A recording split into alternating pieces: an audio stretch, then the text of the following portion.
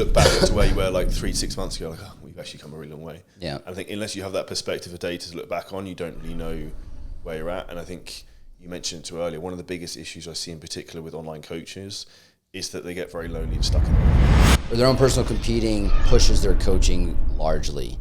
And it's what allows their coaching to continue to grow. And there might be an aspect of that for some people, especially the people that are more athletes than coaches.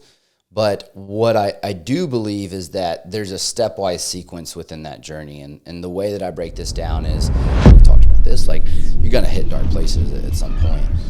But in reality, it's like if you continue to foster those relationships, whether it be the mentor to mentee ones or the people you're mentoring or your peers, the amount that everyone in that group will scale will just start to become this circle of impact where it leads to everybody growing.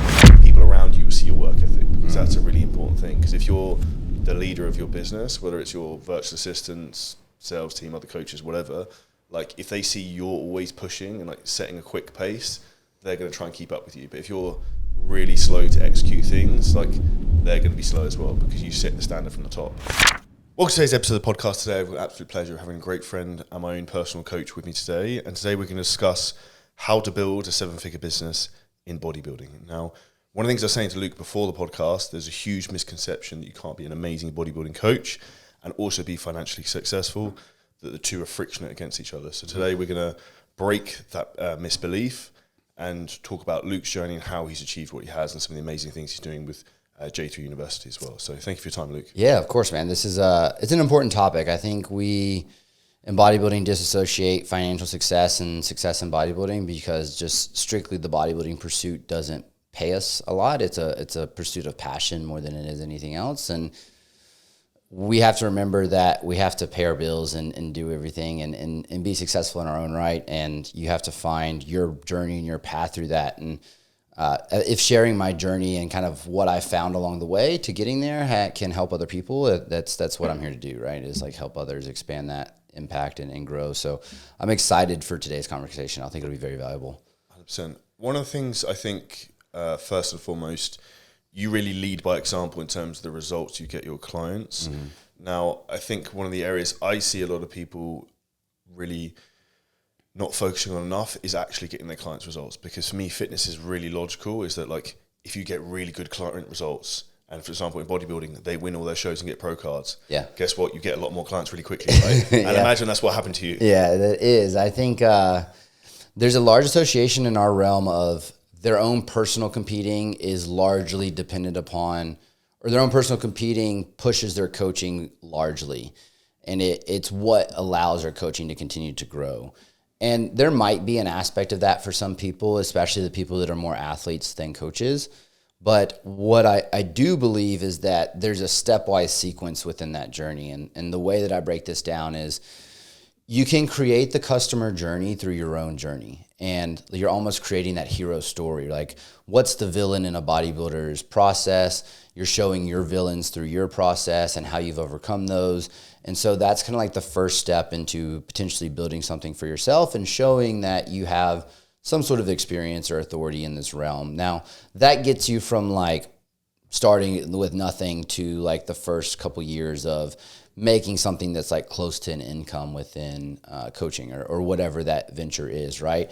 But there has to be a progression, right? Where that personal journey steps us forward to be in a position of leverage, which I think we'll talk a lot about today, to now produce the results with the clients you're working with, to now leverage that into the results driving the business on the back end. Because once you get to scale, that's going to be so much more important than whatever you're doing from an athlete perspective. And so like if you start to walk through people's journeys, and a lot of the people who have done this well, that's what most people go through, is like they get into a bodybuilding for themselves. That journey leads them to a lot of experiences that teach them a lot. Potentially they've mentored under a coach. They start their own thing. They're sharing their personal journey as like the initial marketing for their coaching. They get to a level where they have 30, 45 clients, and then they can start to build some leverage off the back end of that. And there's nothing wrong with that. I think it's the transition point that people don't do well. I think that's why you see so many people getting stuck. I agree with that 100%, because for me, I don't know if you see the same thing in the industry. Most people get stuck between 30 to 50 clients and they can't break that bottleneck. And I think this is an important thing for people to understand, is that like for you to get to the next level, you have to do different things. And you're going to get to that point where you need like an inflection point, which is when you have like the one thing that changes everything. And that comes down to creating leverage, isn't it? In terms of like building systems, in terms of tech stuff, where it's improving your check-in processes, whether it's hiring staff and building teams. And I think that's where most people go wrong. And also they're too afraid to be like expansive with their mindset in terms of like spending money to make money back, if that makes sense. Yeah. And I think there's a point where there's multiple points where you realize this, but there's a point within that transition, that inflection point, that you realize things you can do to provide the same quality service but save you time is like the key to unlocking the next door. And so once you learn that, you're always just looking for that next thing that allows you to provide that same level or higher level of service while saving you time, whether that's offloading work onto like a VA or people who can do the tech stuff better than you can and they can handle that. Like we talked off camera about like, I don't set any of this up. Like that's all someone else's job. So you learn that thing, but the inflection point that you see people get stuck at is learning that they can have a system created by someone else or taken off of someone else by paying for these people to come in and look at their business and see where the loopholes are in order to leverage your time so that you can take that next step through the door. Because when we talk about that, you start getting client results, that's going to open the crack of that door of like higher leads per week and being able to do that well. As far as like converting into clients means you have to have time to convert those people into clients as that rate of client coming through the door increases. The only way you do that is better systems. And so this is where a lot of people get stuck, because even if they start building leverage and momentum, they get to like 55 and then 60, and then the client rate starts picking up and you get them to 80 and like they're like, I can't even do a sales consult because I'm so busy doing check-ins. And it's simply from their system doesn't allow them to move the needle forward. And I think that's so important to understand, because when you take the first step of detaching from your personal process, your coaching, what you're doing from there is you're learning how to optimize. And it's literally just a forever journey of optimization. And I've got some pretty good stories like throughout my journey of like pulling my hair out because I was doing so much work on my own that it just led me to going the opposite direction of offloading as much as I could. And it's pretty funny. It's just... I couldn't agree more. And one of the things I say to a lot of people is like, oh, you're really hardworking. I was like, I'm actually inherently really lazy. So like, I try and find the most efficient way to do something. So okay, like, where do we want to go with this? Okay, we want to go here. How can I go there as like straight line as possible? Mm-hmm. So it's always, for me, it's like, how can I find the most efficient way to do something, or hire and train someone else to do it so then I don't have to do it. And then their time's less valuable than mine, and therefore I can get my time back. Because what most people try and protect is money, but what they need to actually do is protect their time, because that's the most valuable resource you have, and you can't get it back. You can always make more money, you can exponentially make more money, but no one on the planet can make more time. And the more you think about that process, I think the faster your business will grow, in particular with repeatable tasks. And I'll give a really good example that if anyone doesn't do this with their business already, like, you should do it, and you should be really aggressive with understanding the finances of your business. I would go through every Stripe account I had, every PayPal account, every payment that came in every single day. And I'd go through all of these. It'd take me like 15, 20 minutes every single day, like total ups. I'd work out total money generated month to date, what average daily income was, and like what a projection would be the month end. Mm-hmm. So I was doing this myself every day. It took me like 15, 20 minutes. And one of like my COO at the time said to me, he was like, why are you doing this? I was like, oh, I like to know. I like looking at like the payments and transactions, like seeing what's going on. It's like, why don't you just get a VA to do it? Just do a Loom video. I was like, okay. Like, so I was like, okay, I had to let it go and let him do it. But that saved me like 20 minutes for the last 3 years. So you think about the compound effect of how much time I have back from that is retarded. And I think this is sometimes you just need to like have someone from the outside be like, yeah, you shouldn't do that anymore. Yeah. And I didn't layer this on top, but I think this is important to understand, is that there's also knowledge set glass ceilings throughout that process, where you can only take yourself so far with the knowledge set that you have at step A, B, C in the process. And it requires this leveling up process throughout, which is You know, for me, my education journey kind of throughout bodybuilding was, I've had really good mentors kind of through my journey, luckily, like, and it's been really helpful in my development. The guy who initially got me into bodybuilding, Christian, just took me under his wing, taught me a lot of like that initial understanding of bodybuilding and running peaks. He took me to national shows with him so that I could learn that peaking process of the athletes he was working with. And then when I started working with John, it kind of became the same thing. John and I became like a more of a mentor-mentee relationship. And I was like paying him for calls, and we were doing weekly calls. And then it eventually developed into us working together on the same end goal with J3 University and everything. But that process of learning happened for me because there wasn't the resources that there are now. And like the resources that we did have then, like I tried to buy everything. Like, I don't know if you remember, but Ben Pekulski at the time had these binders of discs, and you would pay for it, and in the mail you would get this massive thick binder. Hypertrophy Max program. Yeah, like the Hypertrophy Max thing. And I remember I used to carry that thing everywhere with me. Like it was glued to my side. But I thought it was like the key to me from a knowledge set perspective moving forward. And in reality, it wasn't, right? But when you learn that learning is a lot of times what unlocks that door alongside the systems, you now learn to let go of some of that money you're making in order to invest in your skill set, because skill set can really limit how far you take this coaching realm, especially in the realm of bodybuilding, because there's a lot of moving parts and there's a lot of things happening, and there's a lot of risks that are taken within bodybuilding that require you to manage this well for a client to not put them in harm's way. So I kind of overlay that systems approach with the knowledge set, where I talk systems first because it buys you back the time, and then buying you back the time allows you to invest in yourself and the skill set development that you need so that you can put that time into developing yourself as a coach. That leads me to one of my favorite sayings. It's like, life is a game of skill acquisition. And what you don't want to be is the monkey pressing all the buttons, doing the check-ins constantly, like repetitive tasks, when if you had 3 hours a day just to learn to be better at what you do, how good would you be in a year's time? And like, people say to me, like, how can you do all this stuff? I was like, you could learn anything within 15, 20 hours, like whether it's running Facebook ads, email marketing, like you pick up skills pretty quickly if you actually sit down and devote the time to do it. And people are like, oh, I can't do that. It was like, have you actually tried to learn to do it yet? Or have you paid someone to teach you to do it, if that makes sense? Yeah, and you get to a point where your learning becomes self-guided. Like for me, I learn more when I develop a course than when I do anything else. And the reason I learn more when I develop a course than doing anything else is because I'm putting away so much time to dive extremely deep into a topic. Because I love this. It's like the person who can take a very complex topic and boil it down to a way that people can understand and utilize it shows that that person actually has some sort of understanding or mastery within that topic or skill set.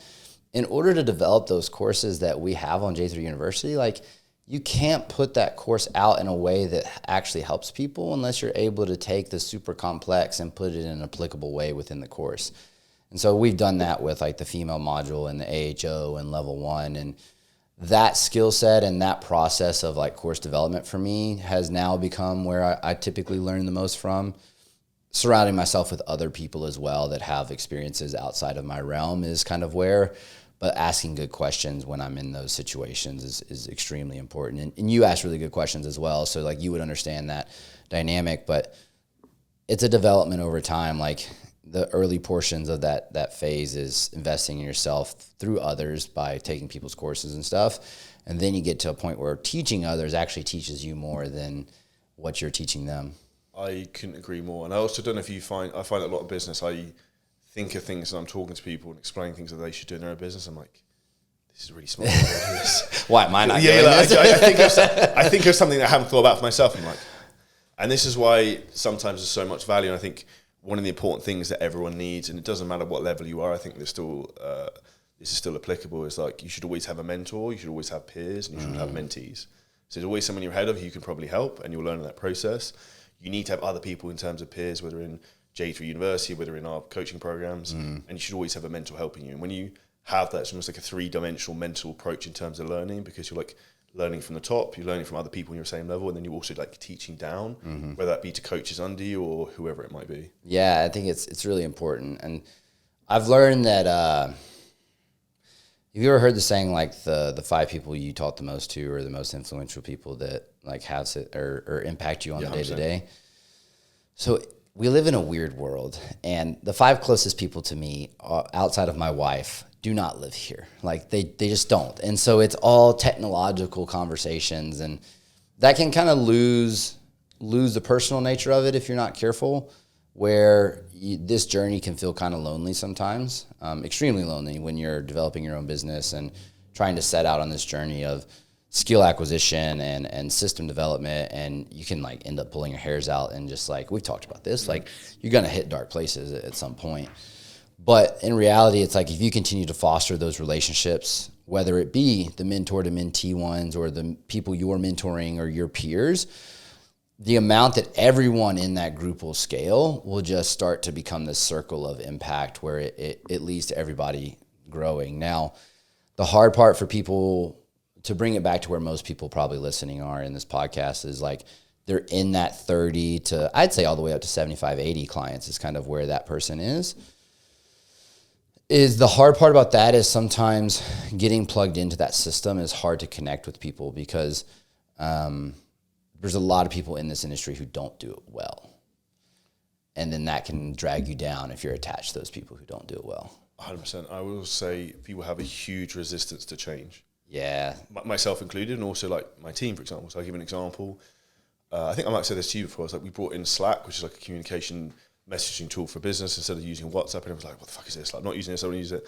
And then 2 weeks later, everyone's like, this is the best thing ever. Yeah. But then I still have the same thing now. We have like huge data tracking spreadsheets that are being built. And I'm like, I really don't like this. I hate this. I hate this. And I'm just like, just don't say anything. Just deal with it. Yeah. But I know in probably 2-3 weeks time, I'll be like, this is awesome. Yeah. But like inherently, we don't like change. We don't like new software systems.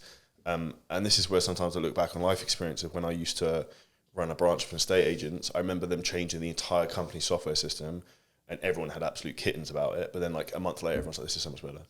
Yeah, but you have people that do it. Like, God love Mark. Oh my God, Mark Fox, if you're listening to this, you're a savior. Because like me and John like hearing that stuff, like performance metrics. Like, how are we doing? Is the ads that we're doing well, or whatever it is? Like, whatever the critical drivers that are driving our key performance outcomes, are we doing what we need to do to drive that key performance outcome that we want to see? And Mark just manages it so well for us. It's like, I don't even have to think about it. I just got to do the critical drivers and then see if it's working. And then if not, just change those critical drivers so that we drive the outcome better. And it's like that feedback system of like having those complicated spreadsheets and having those data things that are like, when you're at 30 to 50 clients, you don't even think about tracking KPIs, but as you go higher, that's another overlaid aspect of systems that I think is undervalued is when you have KPIs tracked, even at like 50 clients, you can start to learn where your mistakes are. And I try to separate people's into pre-purchase systems. So anything that would fall under like people coming across your business, that would be pre-purchase. Purchase system being anything that's evolved around the sales consult. So that'd be like initial communications, anything about the actual consult call, and then post-purchase systems, which would be your coaching systems and how well you coach. And it may feel useless to track it at 50 clients because it's like not, you're going to get a lot of zeros and you're going to get a lot of weeks that you don't really move forward in those metrics, but it'll give you a lot of insight in 8, 9, 10 months time of like, have you progressed in these areas? And that's stuff now that like we track so heavily, but I don't really even have to look at it because it's being done. I think what's important with that is similar to the bodybuilding aspect is like, we will have times where like, I feel about like this bit like that this week with our business is like, this is shit, this is not going well, I'm not happy with this. And like, but then you look back to where you were like 3-6 months ago, like, oh, we've actually come a really long way. Yeah. And I think unless you have that perspective of data to look back on, you don't really know where you're at. And I think you mentioned to earlier, one of the biggest issues I see in particular with online coaches is that they get very lonely and stuck in their own head because you're working your own in like an office like this, you have no one else to talk to, you've got problems, you're like, who do I share this with? And that's why the importance, I think, of having like peers and mentors, like we said earlier, is like, it gives you a stream to be like, is this normal? Or like a second opinion on sometimes to give you that reassurance you need. This is going to be, I'm not trying to flip the interview, but a question for you is like, do you see value in finding office spaces outside of the home to try to combat that? Ironically, we said before this podcast, I get bored and have to move my office around. Yeah. So the other thing I also do is I sometimes like I bounce around to like random coffee places because I find if I just sit there for 3-4 hours, it's so nice. I just zone out. So I think there's a lot of value in change of scenery. And the other thing I've noticed personally is that I get bored very easily. I like routine, but I get bored. So if I spend 8 to 12 weeks in the same place, I start to get frustrated. So I find for me, I have to move around a bit, and like a change of scenery really stimulates me. So I'd say for a lot of people, yes. And one of the things I say is important is that try not to work in an environment where you spend for like socializing or like your living room or anything like that. So when I lived in the UK, my previous relationship, I built this whole business in like this shitty little shed in my garden, which I'll show a video of one day. I had a 6 screen, it was pretty cool. But like in the winter, there was no heating, and in the summer, it was like 35 degrees Celsius, and it was awful. But they were like the nostalgia good old days. And then, but the important thing of that is like, I knew when I went down there, it was like, this fucking time to grind. Like I go down there at like 5 a.m. in my like, hoodie and like hat, like literally a hoodie hat because it's so cold. And I nearly had gloves on. I had like slippers and stuff because it's so cold. But that's like, I think the importance of sometimes having separate areas for work because it allows you to be a lot more focused. Because the biggest issue I see with most people is that like they have the time, but they lack the focus and they don't know what they're supposed to be doing. So like one of the things you said earlier was the key drivers that grow the business. So the way I explain it to people is like, what are the outputs that create the inputs? Whether it be posting content, messaging people, like asking clients for referrals. Like, do you do that? Like those type of things. Yeah. I used to be really good at separating tasks to certain areas. So like if I had to do X type of work, I would go to Starbucks, or if I had to do X type of work, I go to my office, or if I had to do like, because for me, the hard thing for me and for people who want to coach a lot of times is separating the task work, like the coaching check-ins, that kind of stuff, the creative work, which is like the content production, and then the admin work.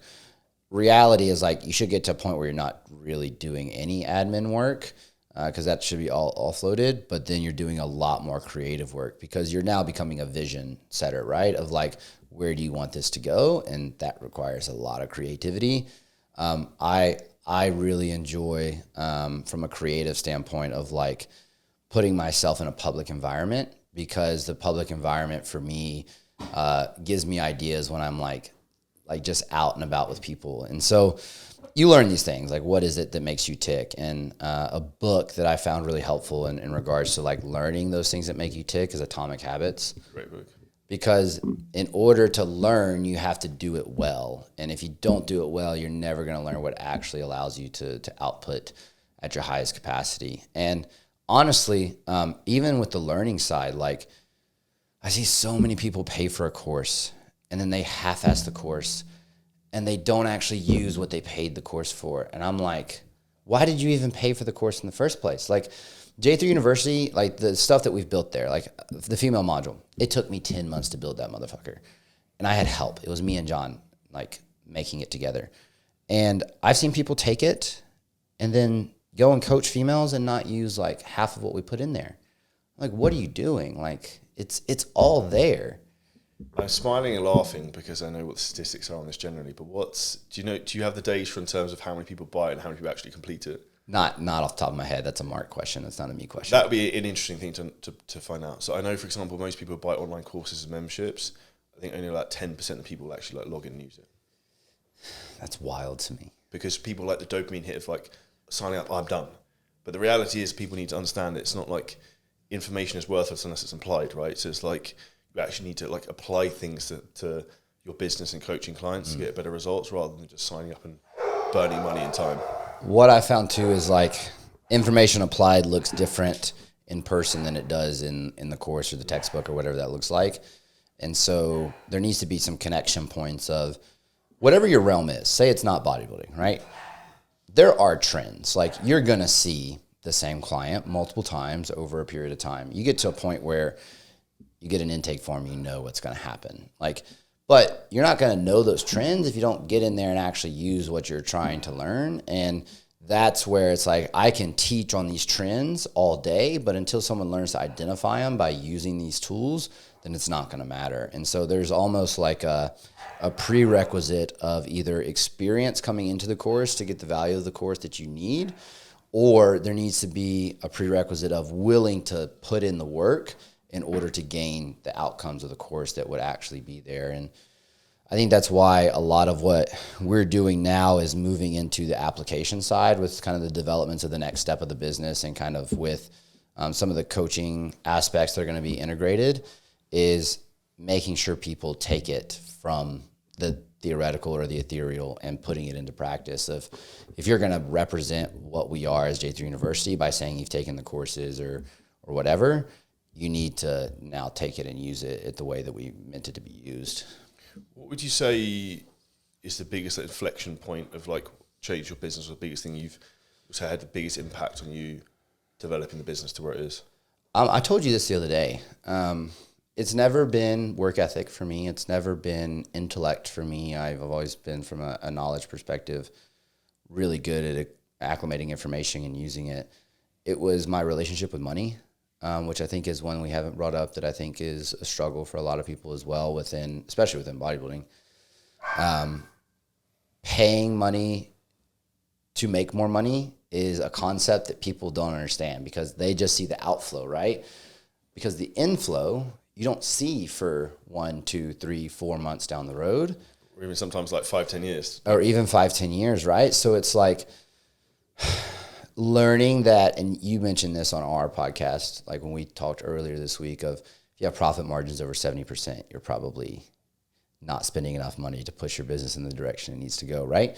So that's been a large thing for me in regards to, like, when I have my person who does all of my books set aside money in the accounts for profit and for assets and for investments, and then, personnel pay, like that assets portion being a big enough portion where I can actually invest back into the business so that I can take that next step in scaling. That was for me the biggest light bulb. It's like, it's okay to spend money, because spending money, if you spend it on the right things, you're going to do two things. You're either going to grow or you're going to learn.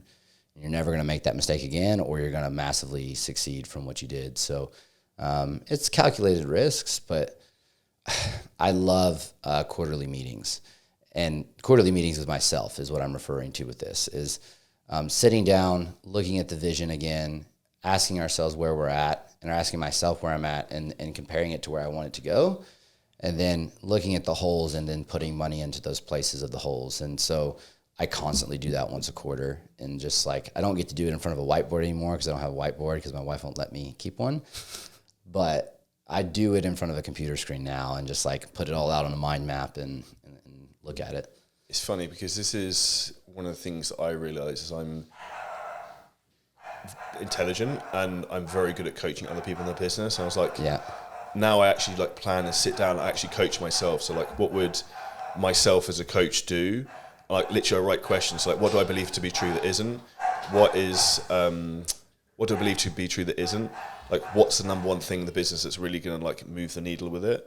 And when you start to break it down, I literally will write like the question, and I write like the answers, like my coaching response, what I would say, in like different colors. Yeah. So then I can read it, and as I have notes, and I say that, and then from that you'll then understand, okay, what's the bottleneck of like, who's the person I need to find to fix the how, and like whatever the issue is. And to give an example in terms of like investing into a business, I spent $50,000 the last 3 months on some sales processes and stuff. We probably made 4 times that back because of, and it's like, it's a lot of money, but I was like, yeah. And the way it was pitched to me, it was structured that it will pay itself off. And when you start to think like that, you're like, this is a no-brainer. I think it's important you revisit, though, because there's also a bottom end of that profit margin where you're putting too much money into things, and it's time to let go of things you've done. 100%. And this is where revisiting is huge. I've put money into things for the business that just didn't pan out, and I've had those tough conversations with those things that I've invested in, or those people I've invested in, like, hey, like, you're just not doing what I need you to do, and that's okay. Like, we may come back and find that there's a need for that later, but for right now there's not. And that's where those quarterly meetings for me provide a lot of solace. So you can always tell when I have the quarterly meeting, because like the week after I always have so much like reinvigorated energy, because I have direction of like, okay, we are doing the right things, like we're moving in the right direction. So I don't even think people think that at the 40 to 60 client level, right? They don't even have visions or what they want to happen. The head's so in the game of like Doing rather than thinking. And then an expression I like is like, rich people don't work, they think. And like someone said that to me, I was like, I get that now. It's like, okay, cool. So it's like, if you literally just like slow down and sat there for like 30 minutes and like no phone, no other bullshit, no Instagram, or like, what's really holding you back right now? Like if you had to coach yourself and you were looking at yourself from like third person view, like what's the problem? You'd probably be able to work out really what that issue is. Yeah. You know your business better than anyone. I do this with my schedules. I have days of doing and I have days of thinking. And it just helps me differentiate it. Like I wake up, I know what has to happen. And honestly, my morning routine changes according to what kind of day that is. So like Wednesday is a prime example for me. Wednesdays are a day where I wake up, we have our team meeting for J3 University. Like what is that going to look like moving forward with some of the stuff we have in development for J3U? And then it's a day of admin work. And when I call admin work is like, for me, creative work is content production, what needs to get done for ads, what needs to get done for the next courses we're releasing or whatever, all that kind of stuff. But it's also a time for me to think about like, where does the direction of what we're doing head, and invest it into that. And then like Monday, Tuesdays, and Thursdays are like heavy doers. So like check-ins, and most of my clients check-ins on those days. So for me, it's a separation of that allows me to do that, because you'll find the further you get along, the less doing days you need and the more thinking days you need. And so it's funny how you like get into it. You always want to do more and do more and do more. And then you get to this point where you're like sick of doing. You're like, okay, I probably should think about this a little bit. And you start realizing that the path forward is more thinking, less doing. And it kind of comes back to full circle. Well, it's because at that point you have leverage. And I think that's an important thing for people to understand. A good question for you that I see as a big misconception, actually, I think I mentioned this at dinner last night, is that so many people come into bodybuilding thinking competing is going to be like, there's going to be a pile of gold at the end of the rainbow, that they've done a show and that like is super glorified. And I sometimes have very blunt conversations with people, like, obviously, like I like doing this shit too, and I like competing, and respectfully, it's a waste of time and it costs me more money than it makes in time. But it's fun and I like doing it. But the reality is I try to have very brutal conversations with people sometimes, like, yeah, I appreciate you want to do this, but you also need to provide for your family and be a responsible adult. What would your advice be to those people, not to crush people's dreams? There's very few people who make money strictly bodybuilding. And even those people who make money strictly bodybuilding, they're only doing it so that they build leverage to build something else that will make the money off the back end of competing, because competing is not forever. And for most people, actually what you find is the people that make the most money in bodybuilding and fitness are the people who actually have something outside of their own personal bodybuilding that's successful, whether it's coaching or educating or business development or whatever it may be. Like, and I've seen that there's even, what's the guy from Fit Pro Financial? What's his name? Not sure. Out of the UK. It's like he's killing it, but it's because he has this skill set in like helping people with their taxes and financial aspects that's like a value add to these people that he can now provide that's outside of whatever his bodybuilding powerlifting journey looks like. I'm not too versed in what he does, but he's killing it because he provides value to those people. And so you need to find out how you can provide value and double down on that and just build in the time for the bodybuilding and make it automated where it just happens. Because bodybuilding in reality is the same stuff every day. And if you can just pay for your meals to be prepped and just eat the same meals every day and then just show up to the gym at the same time and do your work, like you're going to be sufficient enough to be able to do what you need on that front as well. The one thing I will say, and you pointed this out, is bodybuilding costs you more money and it costs you more time than it actually brings you back. I would argue it doesn't, because you're doing something you enjoy, right? And you need to have that thing that you enjoy in order to be fully present when you're working. This is something that I'm a workaholic, so I really enjoy working. Preaching to converted. Yeah, so like but what happens is when I don't do something that I enjoy, whether that's it was a pursuit of bodybuilding for a long time. It's no longer that, but that thing that I enjoy, I become a curmudgeon. Like I'm shit around my family. I'm shit to the people that I work with. I don't put out as good of a product as I'm capable of putting, and it's simply because I just didn't take that step back to do what it is that I enjoy. And so there's a balance. You shouldn't like take over your full week doing it, but I think it's an important aspect of pushing the business forward that, and it was actually a conversation with Corby in Vegas that made me realize that that's what happens. And it's improved my relationship with work, where it's like, okay, I can be a workaholic, but let's be an efficient workaholic where I can still do the things I enjoy and be present for the people that need me. Because especially for those of you that have families, like they say happy wife, happy life, right? But like that happy wife, happy life concept applies to your business partners. It applies to the clients that you work with. It applies to your family. Like all those start to go to crap, and you're not going to be as successful as you could possibly be. So I think it's important. I think you need to set aside time to do that stuff, because it allows you to be present. And because think of it this way. How many times have you like been at work and you can't stop thinking about the session for the day because maybe you didn't get to train the last couple of days because of travel or whatever it may be? You just can't wait to get to the gym, and then you just say F it and you just go to the gym, and then you come back and you can do the work, right? It's like that kind of stuff that's important to understand. I also think, I would say you're 100% correct. I would say the issue I find sometimes from a business perspective is that business is never like linear growth, right? No. So like I get super frustrated. What's the one thing that you can control? Like your training, nutrition, what you're doing. And that for me is another field where it's like some diversification. I think something that's very important is that you're not a one-trick pony, that this is all you do and you have all your eggs in one basket, and you have some diversification in terms of who you are. And if you are a coach as well, it's obviously important that you're true to your values and you have to be in good shape and live the lifestyle. I think is really congruent with your brand. It has to be. Yeah. And I think that's where sometimes people in the bodybuilding space, there's an expectation from the early crowd, like of I have to compete in order to do this coaching thing. And I would say, yes, you need to compete a few times in order to do this well. But there comes a point, like if you look at all the top coaches, like who are the best people in this industry at coaching? None of them still compete, right? They've had their time. They've gone through their journey of learning and their experience, and now they fully invested into the coaching aspect. And for me, that's where it's like from a skill set perspective, we were always developing that in the background. It was just one of the mediums in which we developed that was our own personal journey and learning by our own mistakes, right? So it's important. I think you represent your brand everywhere you go. Like I always tell people I'm always working, right?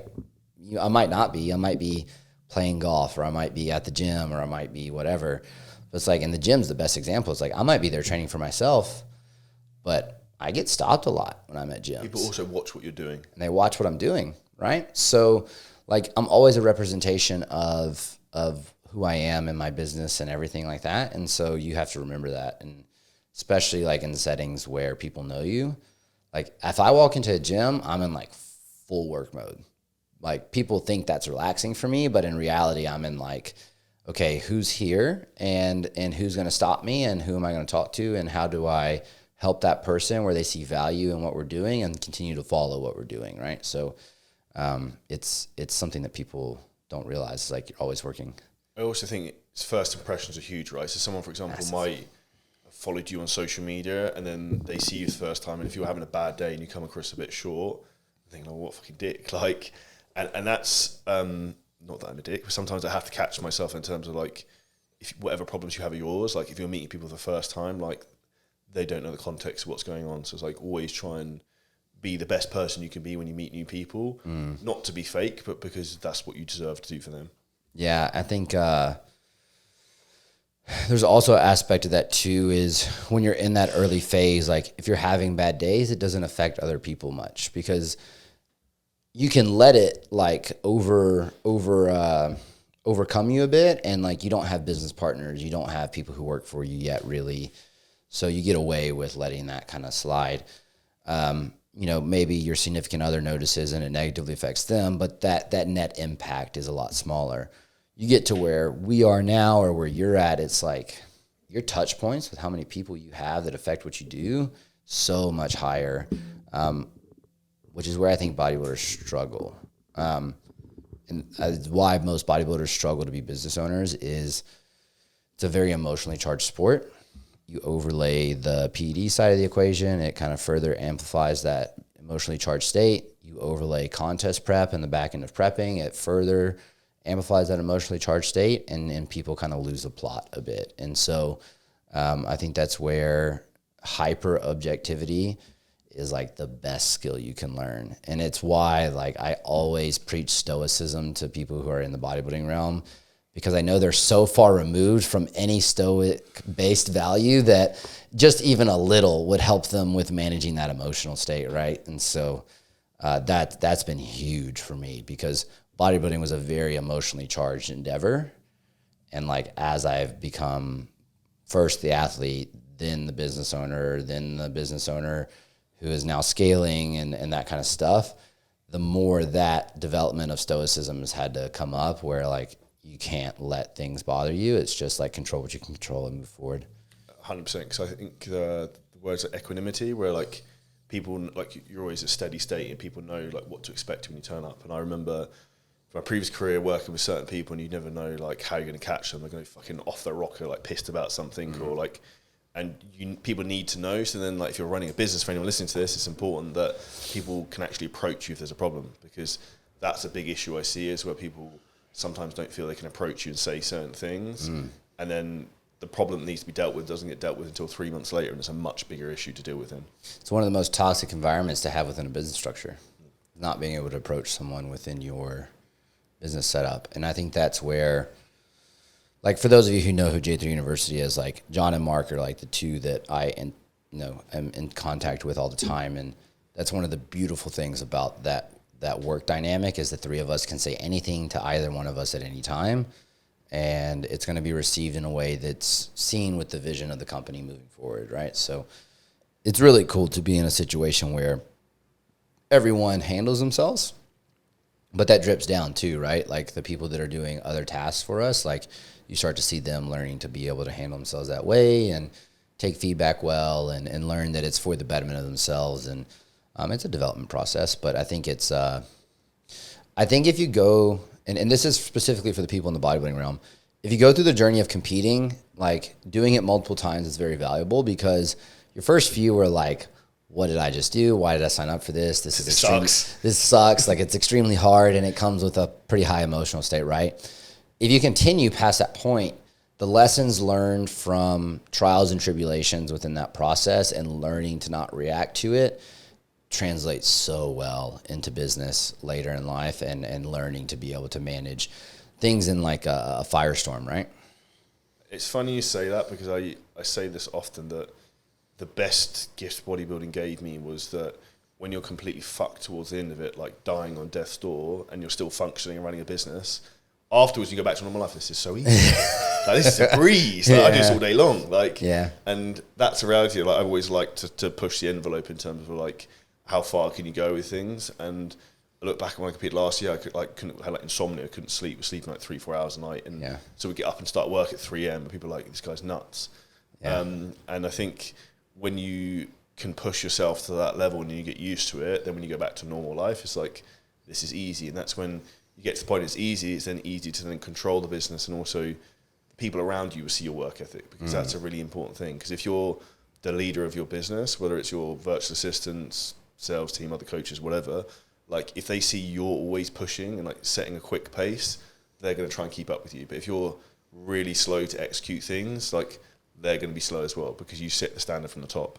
Yeah, I would 100% agree. I think, sidebar, for those of you having children too, there is a couple month time span right after having a kid where it's a very similar situation. You learn to operate on very little sleep and just become functional with very, very minimal. One question for you. What would you say? I'd say one of the big issues I see is like sales is almost seen as like a dirty word in bodybuilding. Yeah, it is very much. And actually, this is actually a really interesting conversation. And Neil Cranwell is a really good friend of mine, a client on the Mastermind, who's crushed it. We did a really good podcast with him, so you should listen to that as well. I went and trained with him. So he's like 4 times Mr. Universe, really good friend of mine. He used to be presenter of like a TV channel in the UK called The Active Channel. I used to like really look up to Neil. Bought a coaching program from him like 12 years ago. I don't know if he knows that. And then I went to train with him like 2018 or something like that. Paid him to do some coaching sessions, like PT sessions, filmed all this stuff. And he's like, what the fuck are you doing all this stuff? And I think the old guard of people in bodybuilding, not saying old Neil, but are now starting to understand, and it's starting to become more mainstream that this is the way things are going. Whereas I think there was such a huge resistance to be like people filming stuff, like talking about their prep, talking about what they're doing.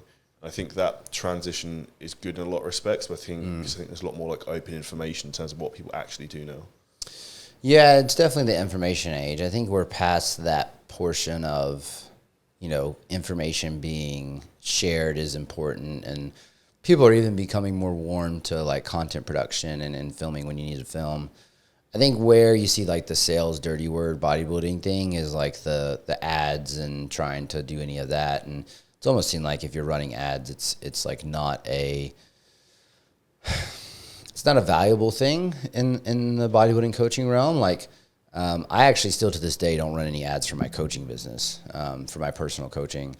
One, I just don't need it, but two, there is a negative association there. And so like for me, when I look at what I'm doing, every decision I make needs to push the business forward. And while there's still a negative association within the bodybuilding realm, like that could potentially backfire at some point, with the type of person that I want to work with or that I enjoy working with, right? Like the pros that I work with and like the higher level amateurs, like people who aren't in your seat, who are just bodybuilders, they typically don't see that as a very, very good thing. So I think it's something that you'll see pass in the next 3 to 5 years. I think just the direction things are headed, things are becoming more automatized, and AI is one of the greatest generations of mankind. But you're seeing kind of this like techify of everything, and bodybuilding is going to follow suit. And then you're also seeing promoters become better promoters by running ads and